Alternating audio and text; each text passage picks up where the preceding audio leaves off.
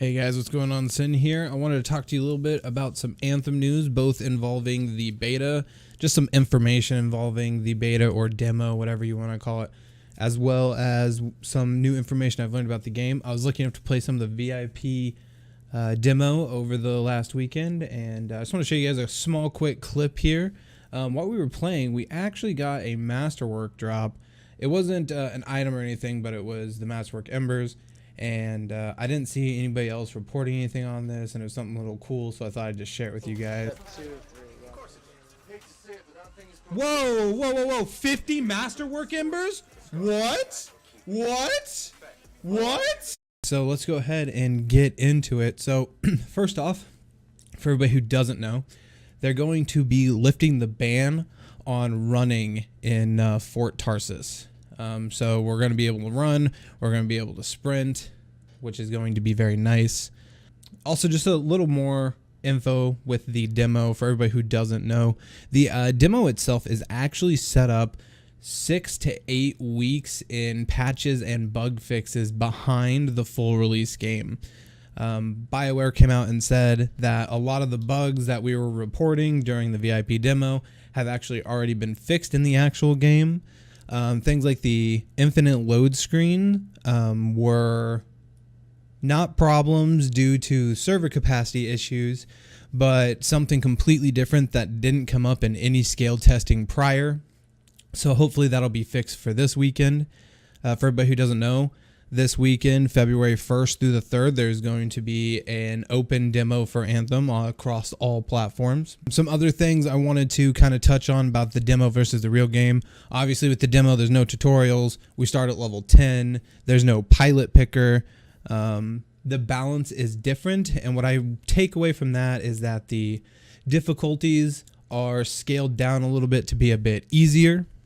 The economy is boosted, meaning that there are more money drops and drops in general. With the drops coming in being more frequent, the final game will have, it'll be harder to get loot. So if you notice when you were playing the demo, most of your loot that you got, you're getting a lot of drops. Most of the loot did not actually duplicate other loot. So when the game actually comes out, there'll be a lot more duplicates that get dropped. It'll be harder to get them. That's what I've been taking away from it. Also, for everybody who played on PC who felt like the flying controls were a little clunky, those have actually apparently also already been addressed in the full build, but we just don't have access to it. Apparently, a couple months ago, the development team split into 2 teams, one to continue to work on the final product of the game and the other one to go to the demo. Some other news is that the bug fixes are going to be coming this week as well. Not a ton of them, but there will be some for the public demo to hopefully make things smoother there. Some things they're working on are the entitlement bugs. So they're gonna be giving vinyls and skins out to people who pre-ordered and participated in the VIP closed beta.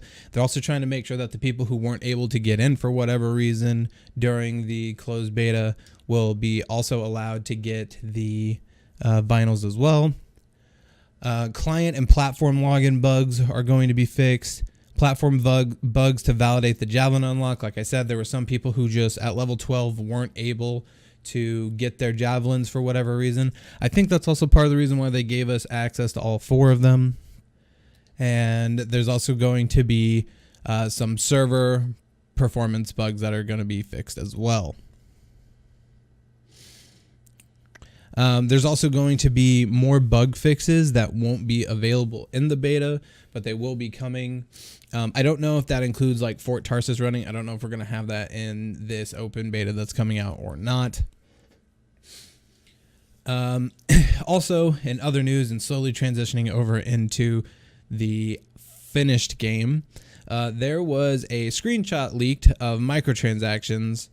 Now, from what I've gathered from people I've watched and some news articles I've read, the reason that BioWare did not want anybody to leak any information about the shop, which is why we haven't seen anymore, is because all the numbers in the shop are just placeholders.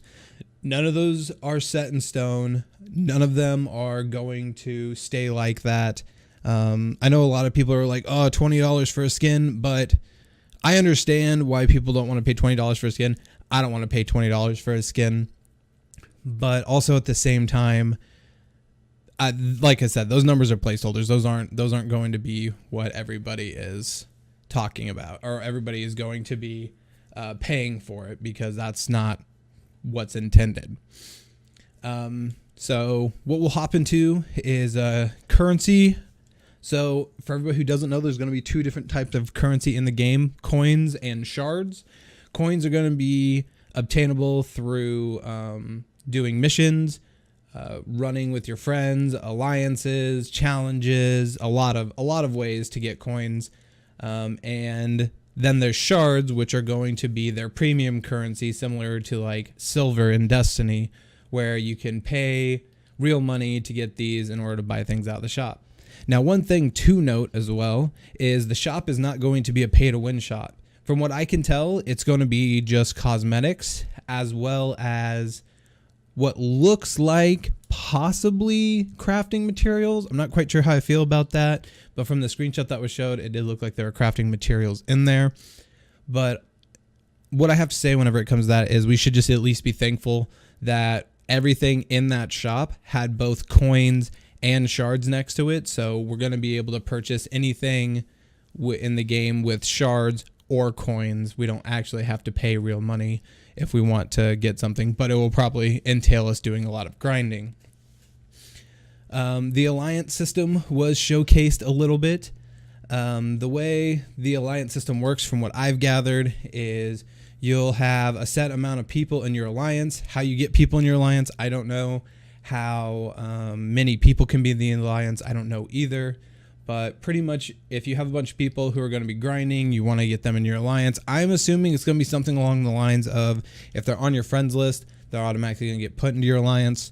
The more you play, the more alliance XP you get. If you play with your friends who are in your alliance, you get loot bonuses XP bonuses for your alliance system, giving you more coins. At the end of every week, your alliance will get a payout of coins based upon how much you guys have ground out.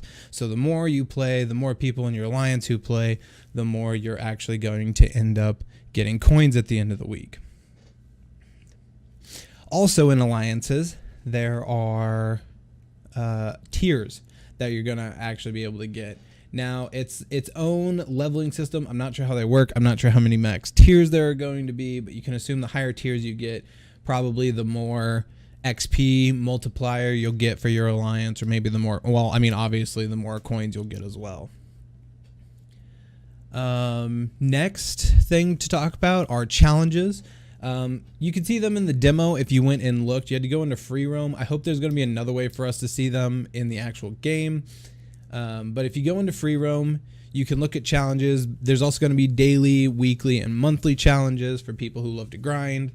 So with challenges, they're going to grant you rewards such as coins, blueprints, and even more challenges. If you went and you looked at your challenge system and the way the challenge system worked, you would be able to grind out one gun, and as you leveled up with that gun, as you completed more challenges with that gun, if you were to go to your crafting shop, if you would go to the forge and to do crafting, you would notice you have higher rarities of that gun that you can craft.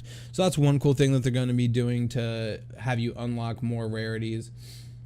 That's something pretty awesome that I'm looking forward to. I really enjoy long grinds, and I hope you guys do too. If not, then I'm not sure that this might be the game for you.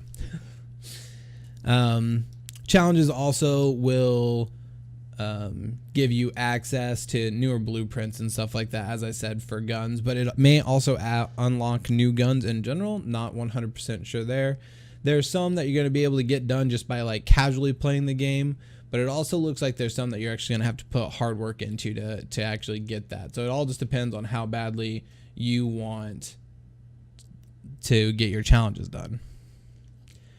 So coming alongside of challenges is something similar to it, but not quite the same, called trials. There will be daily, weekly, and monthly trials. From everything I've seen, there haven't been any rewards shown, but you can assume that maybe it'll be something like a cosmetic or or coins, crafting materials, any one of those things. I haven't seen anything that shows exactly what you're going to be getting from completing trials, so we'll just have to wait and see there. Last but not least, over the weekend, BioWare has promised that they will continue to support Anthem for years to come, and all that is coming without a season pass or paid expansions. So whatever comes out after launch, we're going to be getting for free. They also announced that they're already working on their first DLC that should be coming out shortly after launch. I haven't seen a time frame, but that is going to be a new region, which is going to include new creatures, obviously a new region, and hopefully more story or new things to do. We're not sure. We'll have to wait and see. But what you guys have to remember is that's all going to come with the price of the price tag. For everybody who doesn't know, who maybe hasn't been keeping up to date with Anthem very well, when you buy the game, you will 100% own everything that is supposed to be released in the game. The only thing that BioWare has said they might end up doing is that they might end up having javelins in the future cost real money. For everybody who doesn't know, their goal is to keep all the javelins semi-balanced. That way you guys are going to be able to play whichever class you want without having to worry about which one is most OP. Another thing is that producer Celia Costa came out and said that there are a lot of different things coming post-launch. We have many different teams who have been working on stuff like that already, so you can see different cosmetic items, different creatures, and maybe a new region to explore. You'll have different events, different weather states. Anthem is a dynamic world. If you have rain right now, it applies to your jets so that you can fly longer as it cools your jets. You can use electricity and therefore create larger effects. Try to imagine that we can create different weather states and apply that, so not only are new parts of the world going to behave differently, but old parts of the world as well.